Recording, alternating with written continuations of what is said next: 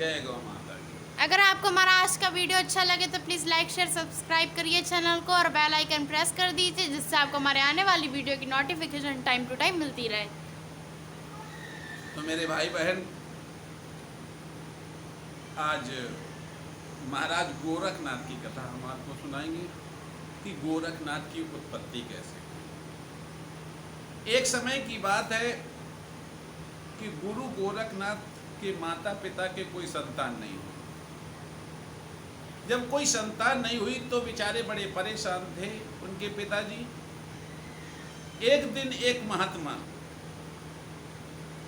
घूमते हुए आए, उनकी गली में दरवाजे पर आ गए तो उनके पिताजी ने देखा, उनका आदर सम्मान किया। वो महात्मा कहने लगे कि महाराज हमें आप कुछ दुखी दिखाई दे रहे हैं।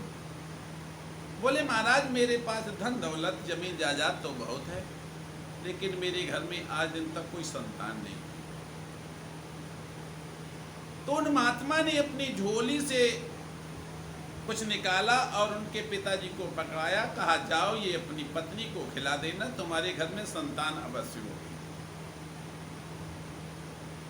तो वो जो उन्होंने निकाल कर झोली से प्रसाद दिया था, क्या दिया था, ये आगे हम आपको बता रहे हैं। तो उन्होंने जाकर अपनी पत्नी को दिया। पत्नी के जैसे ही हाथ पर रखा है तो एक थोड़ी भभूति है, राख है। महाराज जैसे ही उसने राख देखी, सोचने लगी कहीं राख से कहीं पुत्र होती है, संतान होती है। और वो राख देखकर तो चले गए, लेकिन उसने मारी क्रोध से वो राख को फेंक दिया।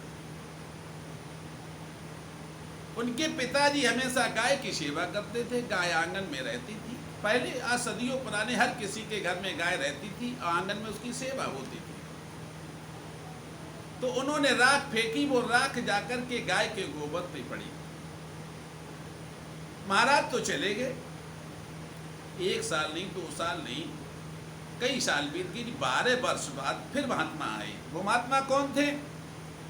महाराज गोरखनाथ के गुरु महाराज मत्स्येंद्रनाथ। जैसे ही आए उन्होंने फिर आदर सत्कार किया।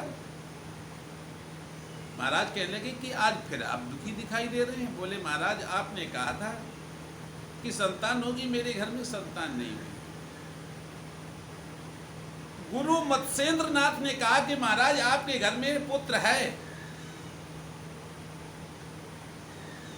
बोले नहीं हुआ है। बोले हुआ है। तो मत्स्येंद्रनाथ उठकर उन्हें आगे लेकर गए और आंगन में इधर उधर झांक रहे तो क्या देखते हैं कि गोबर के जो उपला पड़ा हुआ है, उपले का भाई बहन बड़ा महत्व है। तो उस उपले पर देखते हैं कि छोटा सा बच्चा खेल रहा है।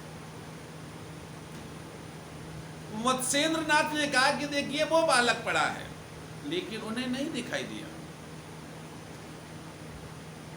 उन्होंने उस बालक को उठाया।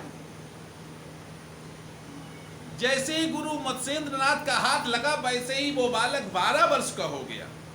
जो 12 वर्ष बीत चुके थे, लेकिन वो उस गोबर पर पड़ा था छोटे रूप में। मेरे भाई बहन, अब भी गांव में कोई बच्चा अगर किसी चूहे को अधमरा कर देता है तो सभी बच्चे कहते हैं इसे गोबर सुंघाओ, गाय का गोबर सुंघाओ। तो उस जब चूहिया को या चूहे को जब गाय का गोबर सुंघाते हैं तो उसे थोड़ी ऑक्सीजन मिल जाती है, क्योंकि गाय में और गाय के गोबर में, गाय के मूत्र में ऑक्सीजन भरपूर होती है।